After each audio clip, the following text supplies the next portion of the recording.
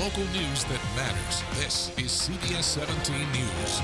A man accused of chasing people with a chainsaw. Chasing her with the chainsaw running? Yeah, we heard it. New tonight, the 911 calls capturing moments after the chilling incident. Moving to Plan A, more schools are returning to the classroom. New tonight, we're getting you answers about when your child will go back to school. Plus, battling COVID-19 and its long-lasting symptoms. There needs to be a serious look at the emotional toll and the mental health toll. How it could impact your mental health. We're digging deeper. And now, your forecast first from the CBS 17 Storm Team. Well, sunshine is nice and all, but I hope you like clouds because we got a lot of them coming through North Carolina the rest of this week. Good evening. Thanks for staying up late with us. I'm Wes Hohenstein. Tomorrow morning, we could have a little bit of fog as well. Temperatures will start off around 50. In addition to the thick clouds, there'll be a little bit of light rain, maybe a few sprinkles. Nothing significant, and then cloudy with temperatures around 60 toward lunchtime. We've got 80s, though, on the 10-day forecast. I'll tell you when those pop in less than 15 minutes. Now, local news that matters. This is CBS 17 News. Witnesses say they were terrorized by a man carrying a chainsaw. Good evening. Thanks for staying up late with us. I'm Angela Taylor. And I'm Rod Carter. Police released security camera video of that man carrying the chainsaw to try to track him down, and it worked. CBS 17's Amy Cutler digging deeper tonight into exactly what happened and how police were able to catch up with him. Amy. Yeah, Rod, Angela, certainly a terrifying, bizarre ordeal. These are copies of the arrest warrants, 4 separate arrest warrants connected with this incident. Those nearby say it was terrifying. Now, just hours after police put out an image of the suspect and his vehicle, an arrest was made. These are photos of the hotel room Jacob Vanderberg is accused of putting his chainsaw to. An employee at the front desk called 911. There was a white man with a white coat. He got down from his car, black car, and he had a saw in his hand. It unfolded Saturday around 9 at night. That attendant tells the dispatcher he has surveillance video of the guy. These are the images police later released. He came to me asking for tobacco or something. Jay Hilliard tells me he was staying at the Super 8 that night. He was walking to his car to get something when Vanderberg approached, chainsaw in hand. Adrenaline kicks in when he starts coming towards the car with the chainsaw. And police say Vanderberg, with that chainsaw, stopped by 3 motels, all nearby on South Saunders Street. He's also charged with kidnapping and assaulting a woman.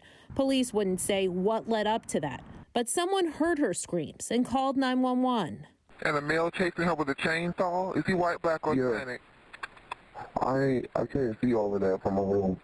Then investigators say Vanderberg drove to the Lowe's in Garner and broke the front doors. Here, they tell me, he stole another chainsaw.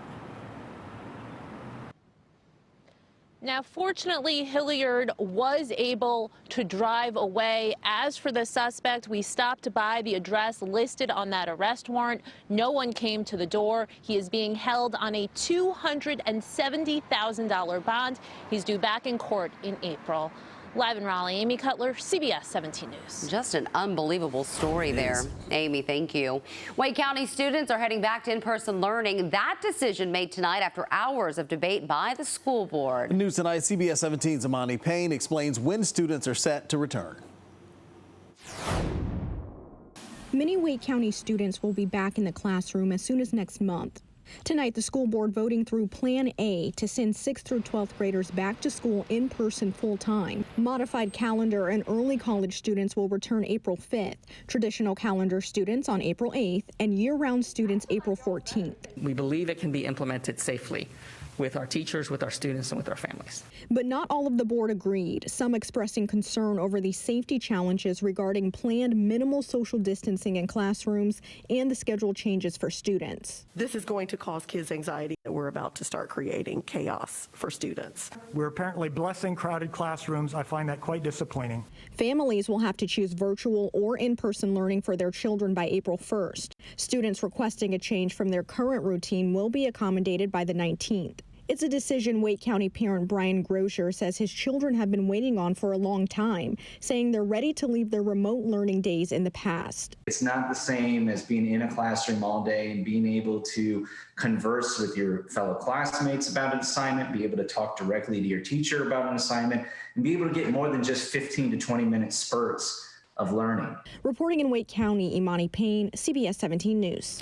All right, Imani, thank you. Johnston County returning to 6th through 12th grade students to in-person learning April 12th. Students will go to class every weekday except on Wednesday. In Chatham County, 4th and 5th graders will return to in-person learning also on April 12th. Middle and high school students will stay on Plan B, a combination of in-person and remote learning. And Nash County voted to move all students back to in-person learning. It starts for elementary students March 29th and for middle and high school students on April 2nd. Duke Health says it traced a group of COVID-19 cases to the 5th floor of Duke Raleigh Hospital. The hospital is taking steps now to ensure the safety of all the patients, the visitors, and of course the staff there as well. We know the COVID-19 cases include both staff and patients, and right now the hospital is working to identify any potential additional exposures. Personal protective equipment and screening procedures are in effect to reduce the risk of further infection. The hunt to find a vaccine is getting a lot easier, at least in some counties. In fact, starting tomorrow, Wake County is going to be seeing a doubling of its vaccine allotment, at least for the next month or so. That means the county should be able to keep administering vaccines without forcing people to wait a long time to get them. Right now, the county says it has about 30,000 people on its waiting list. The majority of them are in Group 4. We wanted to know if there will be enough doses to vaccinate everyone. Are you concerned that things may tighten up a little bit after the 3-week allotment goes away? We've been in a 3-week cycle now. This is the third 3-week cycle that the state has built out, and so we'll see how it goes. Every indication that we have is that vaccine supply should increase in the coming months. And the guarantee allows Wake County to better plan vaccination schedules.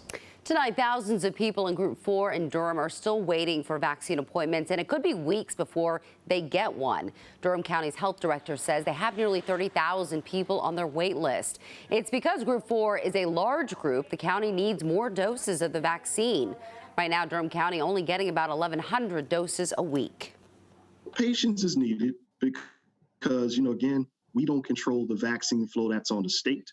And there's some weeks where we're fortunate and we receive a little more than what we expect. And then there's certain weeks where we just receive exactly what they said they're going to give us. He says he's hoping they can receive more event doses from the state that can be used for events at churches in Durham. All new tonight, police say someone was shot inside the breezeway of the Marquis Garden apartment complex in Durham. Right now, we know that a man was shot during an argument and was taken to the hospital. We are working to find out more about the victim and his injuries, as well as a possible suspect in this case. Tonight, a man is in jail accused of breaking into a woman's apartment and raping her. And police believe he may be connected to even more crimes. Police arrested Brandon Hodges today. He's accused of breaking into the woman's apartment earlier this month while she was sleeping and then assaulting her. Police say he got into her apartment through an unlocked window. Now, a similar attack happened at the same apartment complex back in January. Officers say they found Hodges' DNA at the March crime scene. Well, you sleep better, obviously. This is what we're trained to do. This is what we're here to do. And anytime we can get somebody that's out there preying on women off the streets, it's definitely a win for us. And police believe that Hodges could be involved in a sexual assault that happened in November and another break-in that happened in February.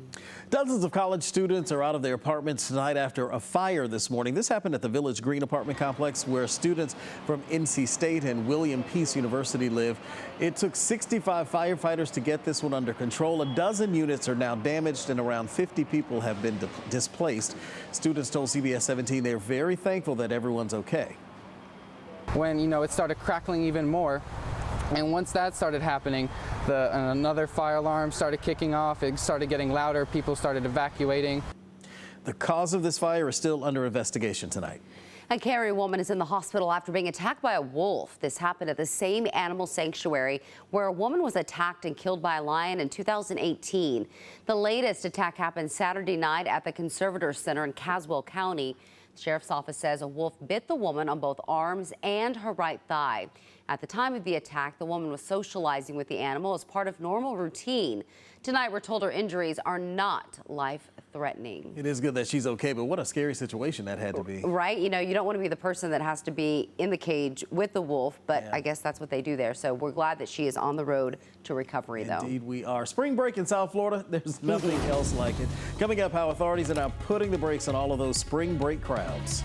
And it's the first full week of spring, and wouldn't you know it, we've got spring showers, most of them offshore tonight. Some of them will sneak in here tomorrow along with more clouds. I'll take you through tomorrow and Wednesday when we have a better chance of rain, hour by hour, in just a few minutes.